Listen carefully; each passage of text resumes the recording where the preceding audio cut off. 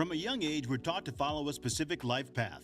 Excel in school, land a great job, climb the corporate ladder. But what comes next? What should you do with the money you've earned? It seems that after achieving career milestones, the guidance on financial matters disappears. When payday rolls around, you're swarmed with conflicting advice on how to allocate your hard-earned money. Should you pay off debt first or focus on saving? Or maybe dive straight into investing? It's natural to be scared of making the wrong choices, especially if you earn a high income. So what's the optimal approach to go about it? Now, before we start, this is Ivan here from the Vanilla Investor, a former investment analyst with over 100K invested in the markets. My goal is to bring you simple finance at your fingertips. Today, we'll talk about what I think is the best order for high-income earners to allocate their paychecks. We'll be starting off with having a safety net, followed by number 2, employer match, number 3, employee stock purchase, number 4, high interest debt, number 5, 401k, number 6, HSA, number 7, backdoor Roth, number 8, 529 plan, number 9, taxable brokerage, number 10, real estate, and lastly, number 11 is low interest debt. So hopefully by the end of this, you will have learned something new so that you can apply it in your own paycheck routine. So without further ado, let's get started.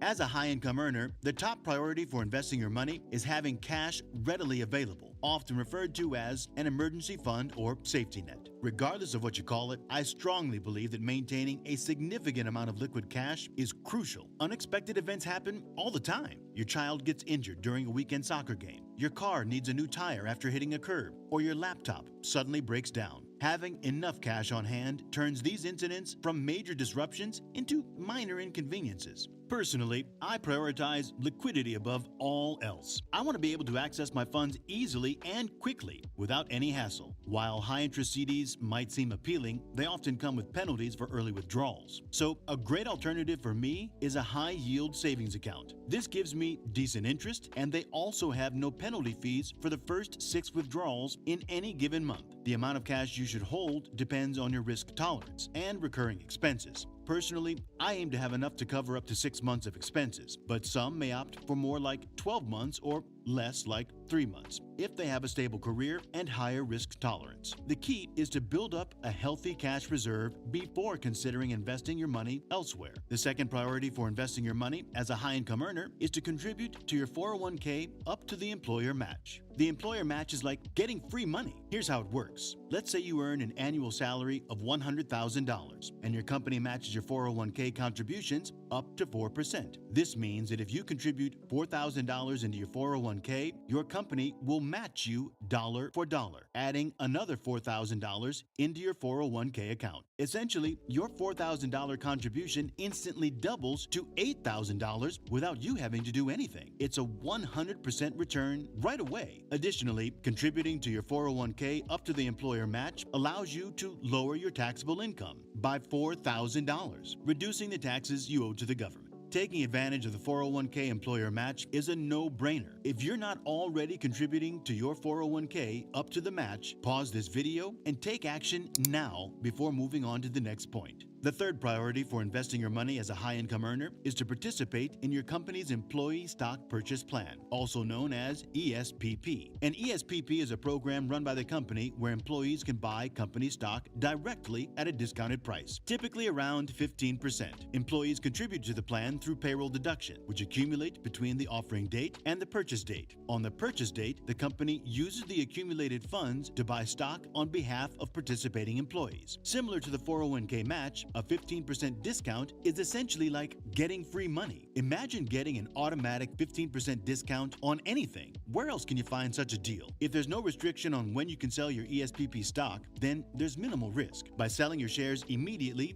you essentially pocket the 15% discount. A good strategy with ESPP is to sell your company stocks, which you bought at a 15% discount, and immediately reinvest the proceeds into a broad market index fund. This strategy offers several benefits. Firstly, you take advantage of the 15% discount. Secondly, you remain invested in the market rather than spending the extra money elsewhere. And thirdly, your investment isn't tied to the performance of a single company. It's important to note that not all companies offer ESPP, so if your company does, be sure to take advantage of this opportunity. Real quick, if you like what I'm covering in this video, then you might like my completely free newsletter, where I also talk about investing and personal finance tips like this one. I always learn better when I can not only hear things, but see them visually as well. So if you want to join, please go to the link I'll have in the description below.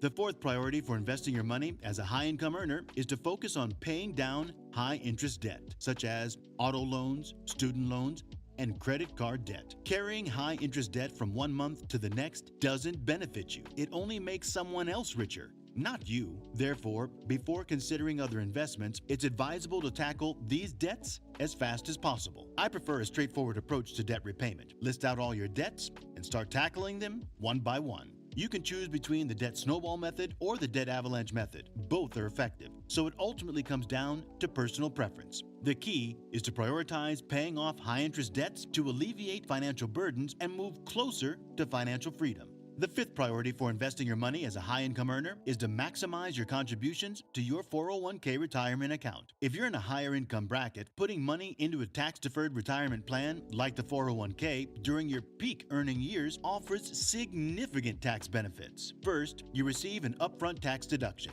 Second, you enjoy tax-protected growth on the duration of your investment. And third, you often benefit from a tax rate arbitrage between when you contribute and when you plan to withdraw. This tax deduction is one of the most substantial you can qualify for, surpassing many other deductions like those for charitable donations or mortgage interest. The contribution limit for 2024 is $23,000 for individuals under 50 years old, while those aged 50 and older can contribute up to $30,500, including a $7,000 500 catch-up contribution. The sixth priority for investing your money as a high-income earner is to maximize your contributions to your HSA, or Health Savings Account. If you and your family are generally healthy, it's worth considering opting for a high-deductible health care plan, also known as an HDHP, for your health insurance coverage. With an HDHP, you'll have a higher deductible compared to traditional insurance plans, but you'll also benefit from lower premiums. Additionally, you'll have the opportunity to open a health savings account, or HSA. In the realm of financial independence, many people view the HSA as a secret weapon for early retirement. Here's why. While HSAs are commonly seen as tax-advantaged accounts where you can save for medical expenses, they offer a triple tax benefit that's often overlooked. Number one, your contributions to an HSA are tax deductible, providing a tax benefit up front. Number two, the funds in your HSA can grow tax-free over time. And number three, if you use the money for qualified medical expenses, your withdrawals are also tax-free. This triple tax benefit makes HSAs extremely valuable for reducing taxes and increasing your overall net worth. One of the key advantages of HSAs is that there's no time limit for using the money inside. This means that you can save your medical receipts from years ago and withdraw money from your HSA tax-free whenever you need it, whether it's today or years down the line. For 2024, the contribution limit is $4,150 for self-only coverage and $8,300 for family plans. The seventh priority for investing your money as a high-income earner is to take advantage of the backdoor Roth IRA. Roth IRAs offer significant benefits. You pay taxes on your contributions up front, but your investment growth and withdrawals are tax-free. However, if your income is high, you may not be eligible to contribute directly to a Roth IRA. For instance, in 2024, if your combined income with your spouse exceeds $230,000, you're disqualified from making direct Roth IRA contributions. But don't worry, there's still a workaround known as the backdoor Roth strategy. Here's how it works. First, you make a non-deductible contribution to a traditional IRA up to the maximum allowable amount for 2024, which is $7,000 if you're under 50 and $8,000 if you're 50 or older. Next, you convert your traditional IRA into a Roth IRA. This conversion is typically a taxable event, meaning you'll owe ordinary income tax on the amount you convert. However, all the earnings and growth in the Roth IRA after the conversion will be tax-free, providing the funds remain in the account for at least 5 years. The eighth priority for investing your money as a high-income earner is to consider a 529 education savings plan. If you have children, nieces, or nephews whom you'd like to support with their education expenses, a 529 plan functions similarly to a Roth IRA, but is specifically designed for educational cost. Contributions to a 529 plan are made after taxes, but the growth on those contributions is not subject to federal tax, and often not to state tax either, when used for qualified educational expenses. Unlike some other investment accounts, 529 plans don't have annual contribution limits. However, it's important to note that contributions to a 529 plan are considered completed gifts for federal tax purposes. In 2024, up to $18,000 per donor per beneficiary qualifies for the annual gift tax exclusion. The ninth priority for investing your money as a high-income earner is a taxable brokerage account. Once you've maximized all the tax advantage options that we've covered so far, you can begin investing additional funds into a regular taxable investment account. Of course, all investments should be made with a simple broad market index fund. My personal favorite is the Vanguard 500 Index Fund, also known as VFIAX, or you can buy the ETF version of this, Vanguard S&P 500 ETF, also known as VOO. I've seen many people who are just getting started with the stock market and are eager to dive in. However, one of the most common mistakes they make is opening taxable brokerage accounts before maximizing their tax-advantaged accounts. In my opinion, this should be the last priority because you don't receive any tax advantages with a taxable account. The tax consequences of using a taxable account instead of a tax-advantaged account, such as a 401k, can be significant, especially when compounded over decades. Tax advantages, like tax deductions, allow more of your money to start working for you sooner in the market, leading to greater growth in the long run. Why pay more in taxes than necessary? However, once you've maximized all your tax-advantaged accounts that we've discussed so far, your taxable account can play an important role in bridging the gap between regular retirement and early retirement. Just be careful not to rush into funding it before prioritizing the other accounts we discussed earlier. The 10th priority to invest your money as a high-income earner is in real estate. In the book Taking Stock, Dr. Jordan Grummett talks about the importance of adding more legs to our financial plan, similar to a dining room table. In this analogy, each leg represents a source of income or an investment. Relying solely on one source of income, such as a W-2 job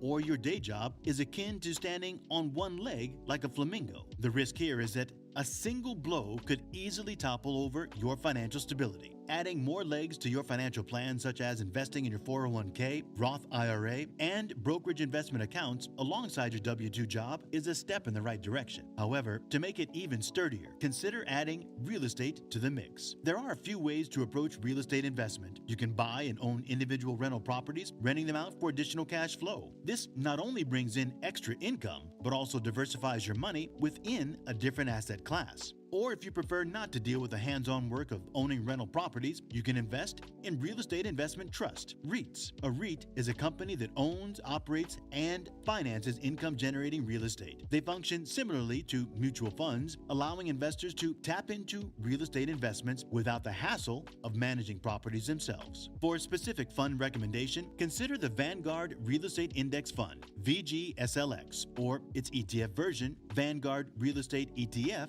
VNQ. Regardless of your approach, whether it's direct real estate investing or investing in REITs, adding diversity to your investment portfolio will enhance the stability of your financial plan, much like adding more legs to a dining room table. The 11th priority to invest your money as a high-income earner is in paying down low-interest debt. This could include a home mortgage or any other debt with an interest rate of less than 3 to 5%. While some may argue that it's not the most financially optimal move, suggesting that investing the money in the stock market could yield greater returns, it's important to consider what's best for you. Ultimately, there's no one-size-fits-all answer when it comes to financial decisions. If being debt-free brings you peace of mind, then don't let others stop you. Paying off all your low-interest debt can pave the way for a debt-free life, which may align better with your personal financial goals and values. If you like this video, then you'll want to watch this next one, going over how you can manage your money like the top 1% do.